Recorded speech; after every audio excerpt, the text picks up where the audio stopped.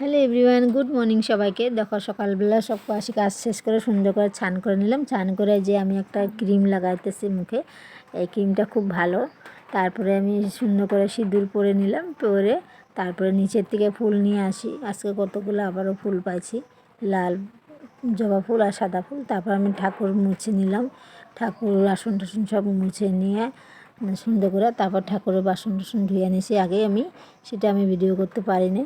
তারপরে যে দেখো ফুল দিয়া সুন্দর করে সাজাইয়া মা লক্ষ্মীর ঘর বসাইয়া তারপরে আমি পুজো সুন্দর করে দিয়ে নিলাম। তাই আমার পুজো করা আজকে এত সুন্দর করে পুজো করছি, কার কার ভালো লাগছে কমেন্টে বলো। ফুল দিয়ে তখন সুন্দর করে সাজাইছি। তারপরে এখানে দেখো আজকে ঠাকুরের প্রসাদে মানে নকুলদানা ছিল, অন্য কিছু ছিল না, তো তাই দিয়ে দিলাম।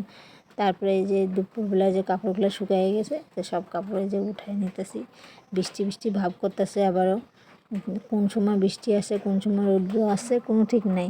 তার জন্য এই যে সবটি কাপড় উঠাই নিয়েছি। তারপরে বিকালে মেয়ে আর আমি বসে দেখো এই যে ফ্লাওয়ার বানাইতেছি। মেয়ের একটা ফ্রেন্ডের বার্থডে আছে, তো ওকে দেওয়ার জন্য এই যে ফ্লাওয়ার বানাইছে ঘরে মেয়েদের। একটা হলো পিঙ্ক কালার দিয়ে, একটা হলো ইয়েলো দিয়ে। তো আমার এই ফ্লাওয়ারটা বানানো কেমন হয়েছে আমার মেয়ের কমেন্টে বলো।